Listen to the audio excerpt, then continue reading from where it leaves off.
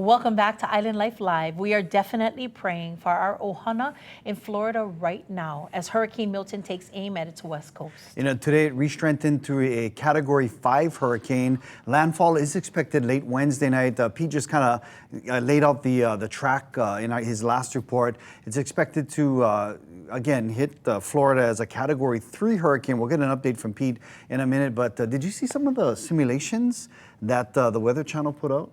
Are you talking about the ones where it shows how high the water could rise? It's a trip. And Pete talked about this earlier too. Like there's a potential for 10 to 15 foot surges. In fact, watch this from the Weather Channel. At 3 feet above normally dry ground, water is already life-threatening. It's too late to evacuate. Water this high can knock you off your feet, make cars float, and driving impossible. The first floor of homes and businesses are flooded. At 6 feet above the height of most people, vehicles get carried away, structures start to fail. The scary part is some areas could see surge values at 10 to 15 feet. And this takes us up to 9, and look what it does. At this level, the first floors of structures are completely flooded, and there are few places that it is safe when the water rises this high. Bro, that is scary. You know, Pete, a couple questions. First of all, you went to school with her? I did. We did. We actually graduated within about 3 months of each other. So she was in all of my classes. Stephanie Abrams, great meteorologist there at the Weather Channel. That was at Florida State University. Yeah. Yeah, that is amazing. And of course, the Weather Channel is our sister channel. Yes. Both owned by Allen Media Group. And the second question I wanted to ask you is, do we have that? We do not have that. Yeah. We need to get that, and we hopefully will get that someday. But that's some cool technology, and it really just kind of shows we can talk about a 10-foot storm surge, but when you really see it and you think about that much water being over your head, it really kind of, I think, impacts people and maybe makes people a little bit more likely to prepare. Yeah, that technology is definitely mind-blowing. Crazy. Oh yeah, and you know, and joining us again is our chief meteorologist, Pete Caggiano.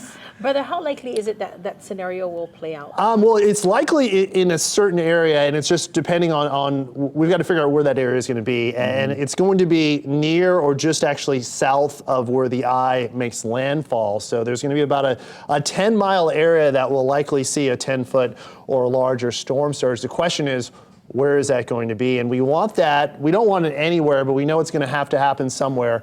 And we want it south of Tampa. We don't want to say bad things about folks that are in Sarasota or anything, but there's just such a large population in the Tampa Bay area, and they're very susceptible to that storm surge. So right now the track just south of Tampa, but we'll see about it. And yeah, it could be certainly 10, maybe up to 15 in some locations. You spent a lot of time in Florida, right? You're from the Carolinas? I grew up in North Carolina, but after I went to college and most of my adult life in Florida, so I forecasted these storms for about 10 to 15 years in Florida, so very experienced with dealing with these, and they're very experienced in Florida, so it's been a big issue. Of course, we've got a very busy one this year. Especially, they're still kind of piecing things together after Helene, so definitely not something that we want to happen to Florida. But you're going to take us to that track. I know you put together some fancy graphics. So yeah, I wanted to talk about that storm surge, and of course, folks are concerned about it and how likely it is that it could happen here. Well, first off, we want to talk about that storm surge, which of course will affect coastal areas. But I was mentioning Tampa, and one of the concerns about Tampa is this is the Bay Area, and this is downtown Tampa, and all that water will also move through the bay, and potentially right now, the National Weather Service has a 10 to 15 foot storm surge moving into Tampa. And again, that depends on the track. If the track were to move in south of Tampa, which is what the current track actually shows, we may see a lower storm surge. So that's what we're hoping for. But of course, we do not want to wish any ill on the folks down in Sarasota, but Tampa is especially vulnerable to that storm surge and all that water that moves up, and in this case could be as high as 15 feet. Now, the largest swell or surge is just to the right of the storm center as it moves onshore. So basically just south of where it moves onshore is going to be the biggest storm surge. Want to compare storm surge in the Gulf of Mexico versus Hawaii? Now, the Gulf of Mexico has a shallow continental shelf.